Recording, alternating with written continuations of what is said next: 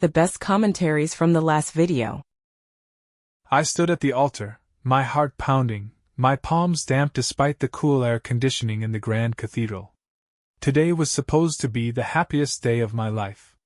My bride, Melissa, was radiant, her ivory gown flowing like a river of silk. Our 4-year-old son, Oliver, stood beside us, beaming as he held a tiny pillow with our wedding rings. The guests watched in silent anticipation, their faces glowing with joy and expectation.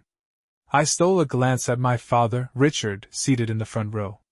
He gave me a proud nod, his usual stern expression softened by what I assumed was fatherly pride. He had been my rock since my mother passed away. He had always been there, helping with Oliver, supporting us when we struggled, ensuring we had everything we needed. I was about to say my vows when the priest's voice rang out. If anyone has any reason why these two should not be joined in holy matrimony, speak now or forever hold your peace. The silence was deafening. My pulse quickened as I prepared to slip the ring onto Melissa's finger. But then, from the front row, a chair scraped against the marble floor. I turned my head. My father was standing. Murmurs spread through the congregation like wildfire. Melissa's grip on my hand tightened. My breath hitched in my throat as my father took a step forward. "Jake," he said, his voice heavy with something I couldn't quite place. I can't let you do this." Confusion twisted in my gut. "What are you talking about, Dad?" I asked, forcing a chuckle. "Are you drunk?" Richard shook his head, his face pale, his jaw clenched so tightly I thought his teeth might crack. "I should have told you a long time ago," he said. "But I didn't know how. And now, I can't keep this secret anymore." I frowned, my mind racing. "What secret?" Melissa's hand slipped from mine. She was trembling. Richard exhaled shakily and then said the words that would change my life forever. "Oliver is my son." The words slammed into me like a sledgehammer. A collective gasp erupted from the crowd. My stomach twisted into a violent knot, my knees threatening to buckle beneath me. I stared at him, waiting for him to say it was a cruel joke. A misunderstanding. Anything. Melissa covered her mouth, tears welling in her eyes. My mind reeled, trying to make sense of what he had just said. "No," I whispered, shaking my head. "That's not possible." Richard's gaze flickered to Melissa, then back to me. "I'm so sorry, son." The pieces began to fall into place. Melissa's hesitance to introduce me to my father when we first started dating, the strange closeness they developed over the years, his unwavering involvement in Oliver's life. How he always insisted on being present, how he looked at Oliver with something deeper than grandfatherly love. Melissa's sobs broke the silence. "Jake, don't," I snapped, my voice hoarse. "Don't say a goddamn word." My heart pounded so hard I thought my chest might explode. I took a step back, my vision blurring. The weight of betrayal suffocated me. My own father. The man who raised me. The man I trusted more than anyone. I turned to Melissa, my voice trembling with rage. "Did you know? Did you always know?" She shook her head frantically. I didn't know for sure." The nausea clawed at my throat. "But you suspected." She didn't answer. That was all the confirmation I needed. I turned back to Richard. "How long have you known?" His expression was one of pure devastation. "A few months," he admitted. "I had my doubts before, but I got a DNA test." My knees finally gave out. I collapsed onto the altar steps, gasping for air. My father, my own flesh and blood, had been sleeping with the woman I loved. And the boy I had raised as my own wasn't mine. The cathedral was deathly silent. The guests sat frozen, unsure whether to stay or leave.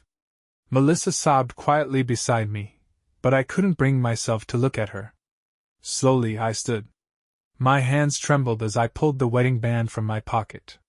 It felt heavier now, as if it carried the weight of every lie, every betrayal. I turned to Melissa and placed the ring on the altar. "I hope it was worth it." Then I turned to Richard, the man I once admired, and looked him dead in the eye. You disgust me. Without another word, I walked out of the church, leaving behind the wreckage of a life I thought was mine. And I didn't look back. The world outside the church was a blur of colors and noise, but I barely noticed. My mind was stuck in a vicious loop, replaying my father's words, Melissa's silence, the horrified gasps of the guests. I needed air, space, and escape from the nightmare that had just become my reality. I didn't know where I was going. My feet carried me blindly through the city streets, my tuxedo suddenly feeling suffocating, like a costume I was no longer worthy of wearing. I yanked at the tie and threw it to the ground, my breathing ragged. My phone buzzed incessantly in my pocket, calls from my best man, from my mother-in-law, from Melissa. I ignored them all. I had one destination in mind, my childhood home. Richard's house. The house I grew up in.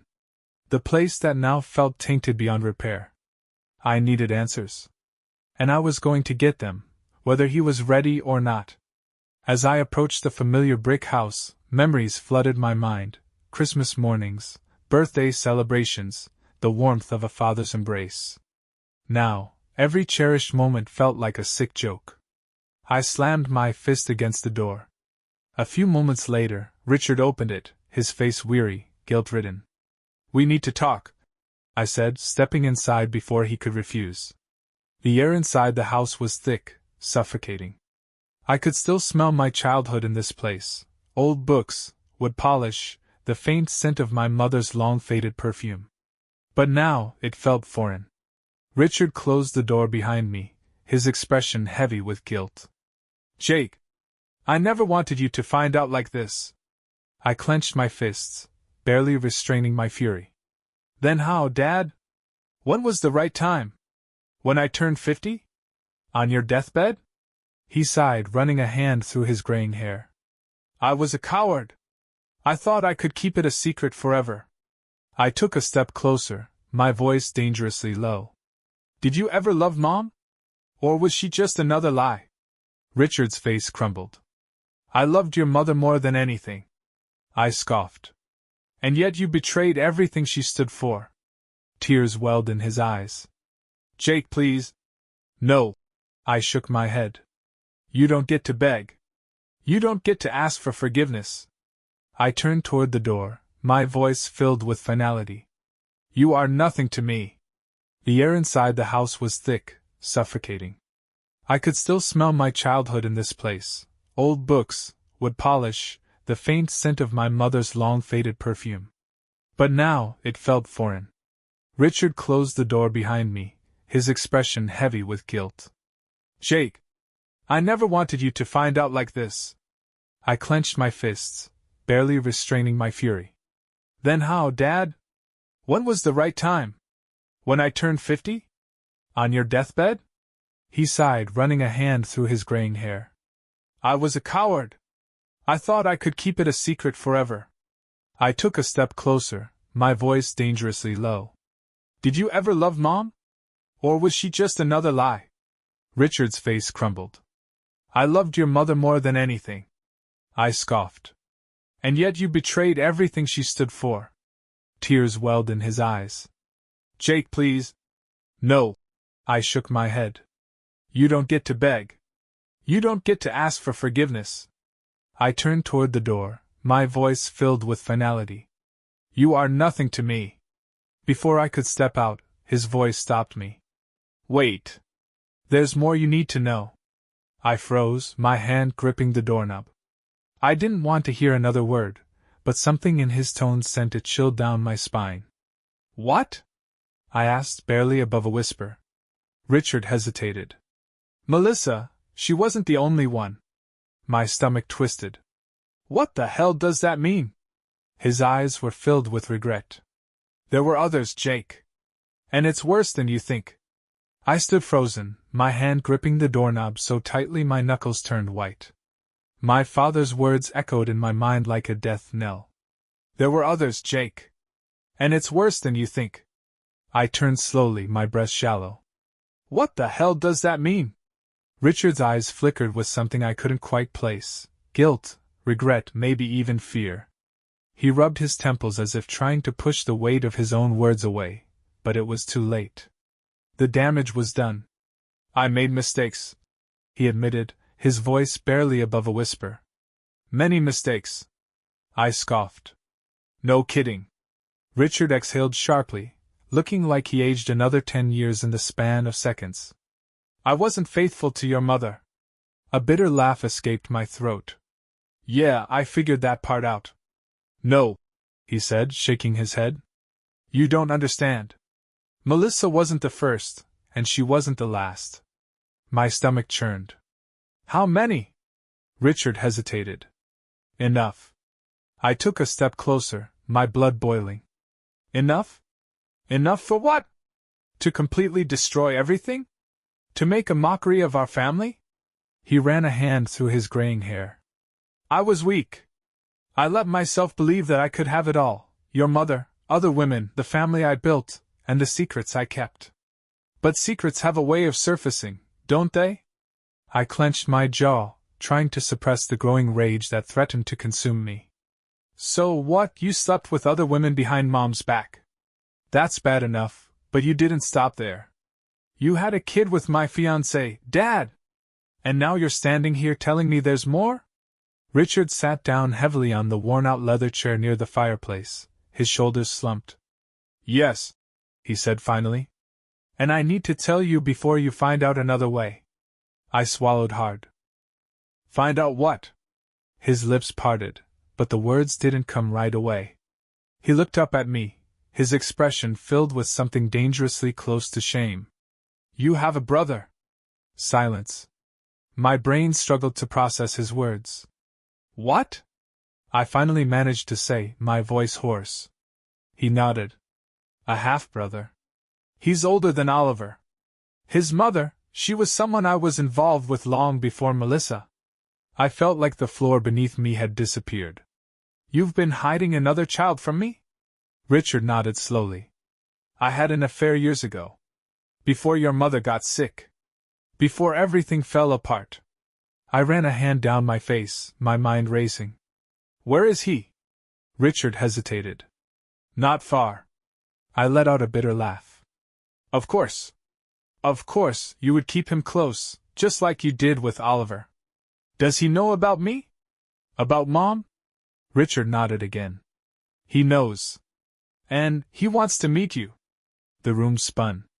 I had walked into this house expecting to confront my father about one betrayal. Now I was drowning in them. I exhaled slowly, steadying myself. What's his name? Ethan. Ethan. The name felt foreign and familiar all at once. Someone out there, carrying my father's blood, living in the shadow of secrets I had never known. I looked at Richard, my fury giving way to something else, exhaustion. You lied to everyone. For years. Do you even regret it? His eyes were glassy. Every day. I turned toward the door, my mind made up. Fine. I'll meet him. But after that, I'm done with you. Richard didn't try to stop me. He simply nodded. I understand. I didn't say another word as I walked out, slamming the door behind me. The night air hit me like a wave, but I barely noticed. My phone buzzed in my pocket. I pulled it out and stared at the screen. A message from an unknown number. Jake. We need to talk. Ethan. The message from Ethan burned in my mind as I stood on the sidewalk outside my father's house. My breath was unsteady, my fingers clenched around my phone. A brother. A half-brother I never knew existed, and now he wanted to talk. I didn't know if I had the energy for this. But I also knew I couldn't walk away just yet. I typed back a simple response. Where? His reply came within seconds. Miller's Diner. 30 minutes. I exhaled, running a hand down my face before hailing a cab. The ride felt longer than it was, my mind racing through endless scenarios. Who was Ethan? Did he hate Richard as much as I did? Or had he been another one of his well-kept secrets, manipulated and controlled like the rest of us? The diner was nearly empty when I arrived. A few patrons sat scattered across the booths, but my eyes landed on a man near the back, a man who, despite being a stranger, looked eerily familiar. Dark hair like mine, sharp features, but his eyes, they weren't mine. They were Richard's. I approached the table slowly. He watched me the whole time, his expression unreadable. "You're Jake," he said, as if confirming something he already knew. "And you're Ethan," I responded, sliding into the booth across from him. For a moment neither of us spoke. The silence was heavy, charged with unspoken words and decades of deception between us. "I guess we have a lot to talk about," he finally said, stirring his coffee absent-mindedly. I folded my arms. "Yeah. But let's start with why now? Why reach out after all this time?" Ethan let out a slow breath, staring at the dark liquid in his cup. "I only found out a few weeks ago. My mother, she was dying. Before she passed, she told me the truth. That Richard was my father." He looked up, his expression tight. "She said she kept it a secret to protect me." I scoffed. "Protect you from what? The bastard we both share?" A humorless chuckle escaped him. "I guess so." I shook my head, trying to process it all. "So, what do you want from me?" Ethan shrugged. "Answers. The same as you, I suppose. I wanted to know if Richard lied to you, too. If he used you like he used me, like he used everyone else." I studied him carefully.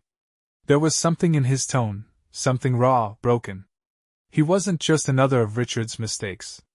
He was collateral damage, just like me. "He's a selfish bastard who only looks out for himself," I said. "He kept Oliver's paternity a secret for years. He stood at my damn wedding and humiliated me in front of everyone. And now I find out he's been keeping you in the shadows, too?" Ethan nodded, his jaw tight. "Yeah. And I'm done letting him control the narrative."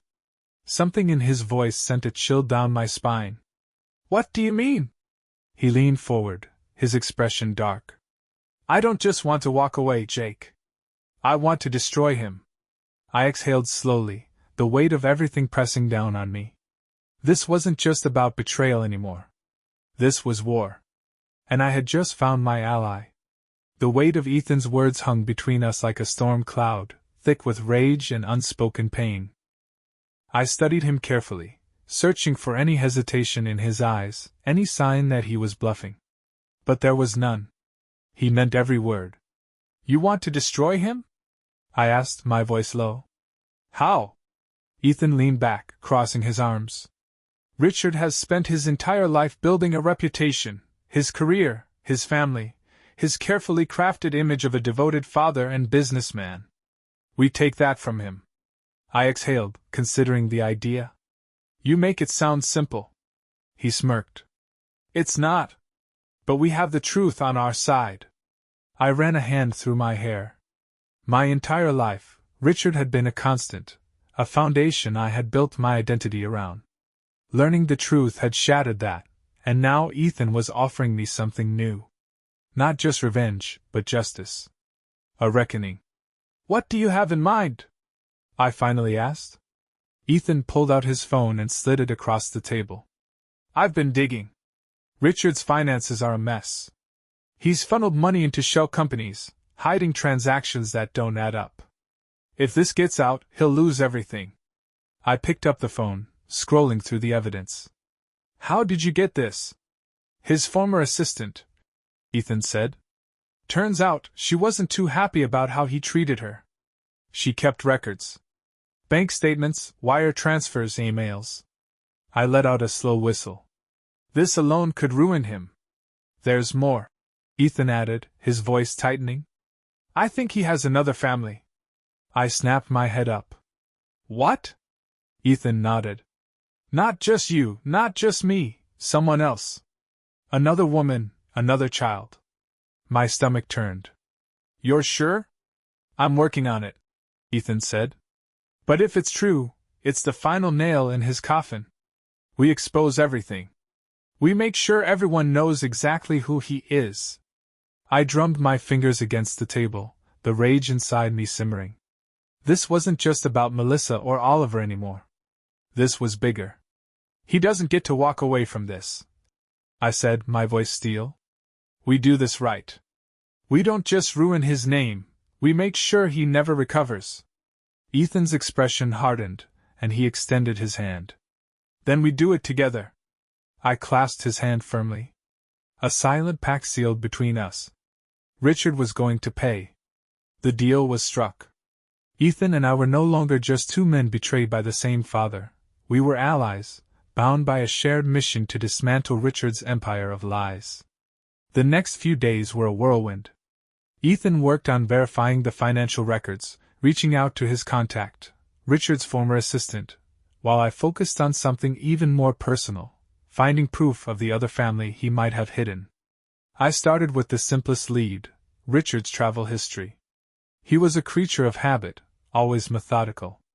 If he had another family, he would have had a pattern, somewhere he visited often enough to raise suspicion. One night, sitting in my dimly lit apartment, I pulled up his frequent flyer miles, credit card statements, and hotel reservations. A name kept appearing over and over again, Margaret Lawson. I had never heard of her before. Digging further, I found that Richard had wired money to her monthly for years, sums that weren't insignificant. The address listed was in a quiet suburb just outside the city. It was time to pay Margaret a visit. The house was modest, far from the grandeur Richard was used to. I parked across the street and watched for a moment. A woman in her late 40s stepped outside, watering the plants on her porch. She had the same sharp features as Richard. My gut twisted. She wasn't just someone he was paying off. She was important. I took a deep breath and stepped out of my car. My hands clenched into fists as I approached. "Margaret Lawson?" I asked, my voice steady. She turned, her brows furrowing. "Who's asking?" "My name's Jake." I hesitated, then went for the kill. "I'm Richard's son." The watering can slipped from her grip, crashing onto the pavement, spilling water onto her feet. Her face drained of color. "Oh my God!" she whispered, stepping back. "You found me." Found her. Like she had been hiding. "I need answers," I said firmly. "And I think you have them." She exhaled shakily and nodded. "Come inside." I followed her in, my pulse pounding. This was it. The next piece of the puzzle. Inside, the house was warm, well lived in. Pictures lined the walls, Margaret with a teenage boy smiling, unaware of the tangled web they were part of. My stomach dropped. "Who is he?" Margaret's lips trembled. "His name is Noah. He's your brother." A sickening sense of déjà vu washed over me. Another brother. Another life Richard had hidden. "He doesn't know, does he?" I asked, my voice quiet. She shook her head. "No. He thinks his father died before he was born." My hands curled into fists. Richard had done it again, erased himself from another life, like a ghost haunting his own mistakes. "I need to talk to him," I said, my voice firm. "He deserves to know." Margaret hesitated, then nodded slowly. "Let me call him." She stepped away, leaving me alone with my thoughts. Another brother. Another lie. Richard had spent his entire life running from the truth. But I wasn't going to let him escape this time. Margaret returned a few minutes later, her hands wringing nervously. "He's on his way," she said, her voice barely above a whisper. "I didn't tell him why. I didn't know how." I nodded, my heart pounding. I had no idea how Noah would react, but he had a right to the truth, whether he was ready for it or not. The wait felt endless. Every second dragged by with the weight of 1,000 thoughts pressing against my skull. I paced the small living room, glancing at the photos on the walls, images of a life I never knew existed. Pictures of Margaret and Noah on vacations, at birthdays, at school functions. Richard wasn't in a single one. A car pulled up outside. I looked through the window and saw him, a tall, lean teenager with dark eyes that were hauntingly familiar. He stepped out of the car, looking around with a mixture of confusion and apprehension. Margaret opened the door before he could knock. "Come in, sweetheart," she said softly, but her voice trembled. Noah stepped inside, his gaze flicking between me and his mother. "What's going on?" His voice was firm, but there was an edge of unease in it. I took a deep breath. My name is Jake, I said, stepping forward. I'm your brother. His brow furrowed. What? He let out a nervous chuckle, shaking his head. That's not possible. My dad. Margaret's voice broke as she cut in. Noah, it's true. Richard is your father. He lied to us both. The air in the room went thick. Noah stared at her, the color draining from his face. No. No, that doesn't make sense. He died before I was born. Margaret's hands shook. That's what I told you. But it was a lie. He left. He abandoned us and never looked back. I didn't want you to grow up with the pain of knowing that. Noah's jaw clenched. So he's alive? All this time? And he just left us? His voice wavered between rage and disbelief. I stepped closer. You're not alone in this. He's done the same to me. To my mother. To Ethan. We've all been lied to. We've all been used. Noah's eyes snapped to mine. Ethan? Who the hell is Ethan? Another one of Richard's sons, I said grimly. And we're going to make sure he pays for everything he's done. Noah scoffed. And how exactly do you plan to do that? He's probably got money, connections, people who'll protect him. Ethan's voice rang in my mind. We don't just ruin him.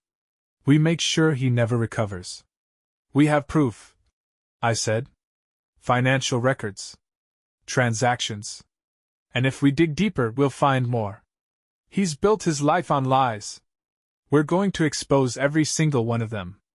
Noah let out a sharp breath, running a hand through his hair. This is insane. I don't even know you. But if what you're saying is true, then I want in. Margaret inhaled sharply. Noah. No. He cut her off. He abandoned us. Lied to us. I'm not sitting back and letting him get away with it. I nodded. Then it's settled. We take Richard down. Together. The storm had been brewing for years, and now, it was finally about to break. The weight of our pact settled in the air between us, unspoken but undeniable. Noah, still reeling from the truth, clenched his fists. His whole life had been rewritten in an instant, and now, like me, like Ethan, he had only one goal: making Richard pay. Ethan arrived that evening, his eyes sharp with determination as he took in Noah. They didn't need introductions.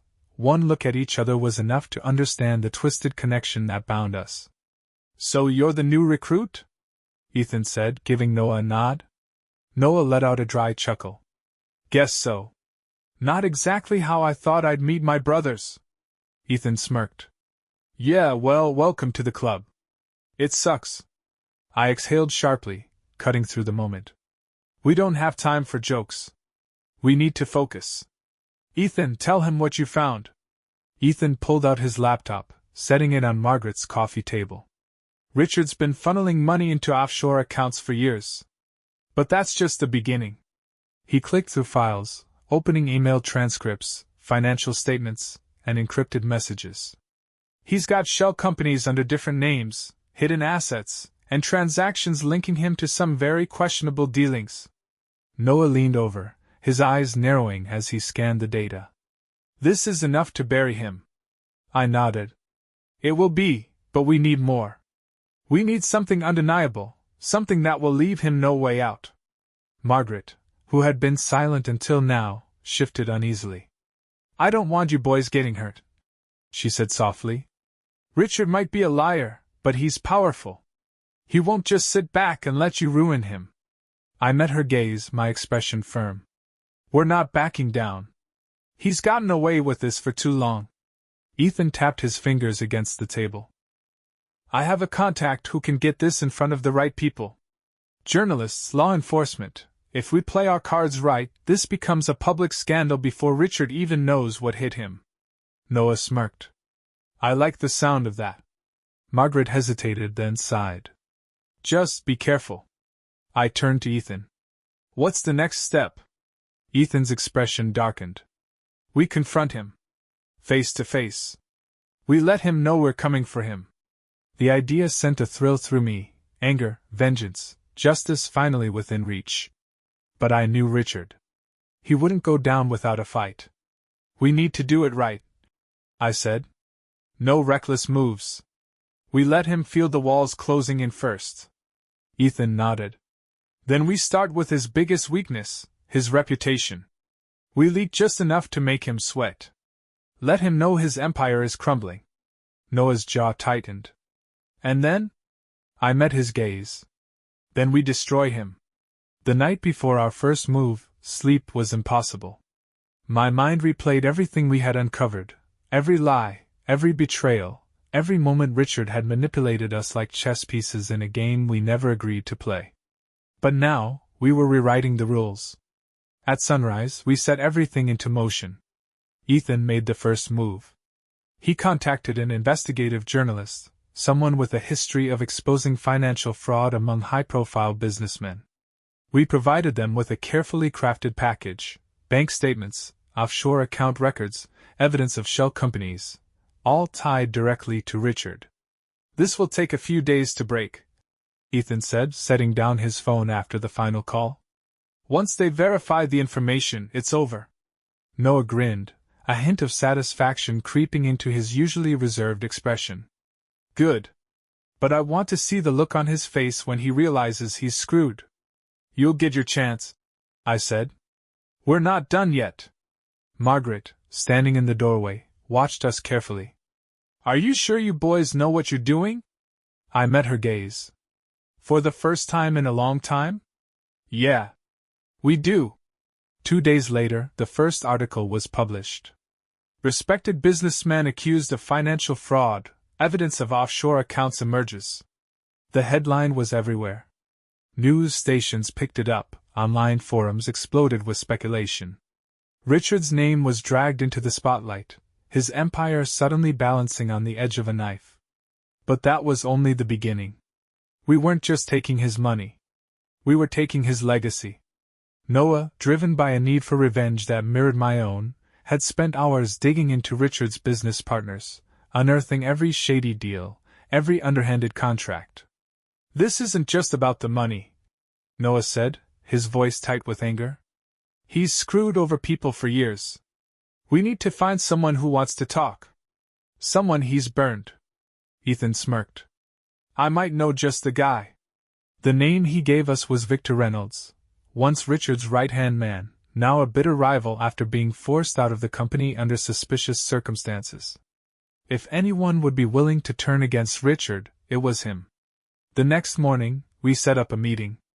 Victor's office was a stark contrast to Richard's extravagant world. It was smaller, cluttered with stacks of paperwork and half-empty coffee cups. The man himself sat behind a desk, watching us with cautious curiosity. You've got 5 minutes, he said. Impress me.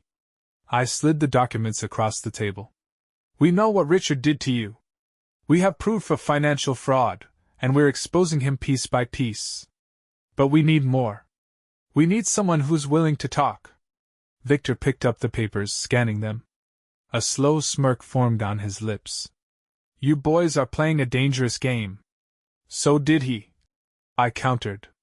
And now he's losing. Victor leaned back in his chair, considering. Then he nodded. Fine. I'll give you what you need. But when this blows up, I want a front row seat. I extended my hand. Deal. As we left his office, I could feel the momentum shifting. Richard wasn't just going to fall. He was going to crash. And we would be the ones to watch it happen. Richard's empire collapsed faster than any of us anticipated. The evidence spread like wildfire. Every newspaper, every news station had his face plastered across their headlines. Billionaire fraud scandal, Richard exposed. His business partners abandoned him, eager to distance themselves from the impending disaster. The board of directors at his company voted him out within days. Investors pulled their funds, and legal teams scrambled to prepare for the storm ahead. Then came the investigations. The government launched an official probe into his offshore accounts. Subpoenas were issued. Bank accounts were frozen. And just like that, Richard, the man who had spent his life building his empire, was left with nothing. The last time I saw him was on the news. Cameras flashed as he was escorted into a courthouse, his face hollow, stripped of the arrogance that once defined him. He looked older, weaker, just another man who had finally been caught. I turned off the TV, exhaling slowly. Noah sat beside me, arms crossed. That's it then? Ethan leaned against the counter, nodding.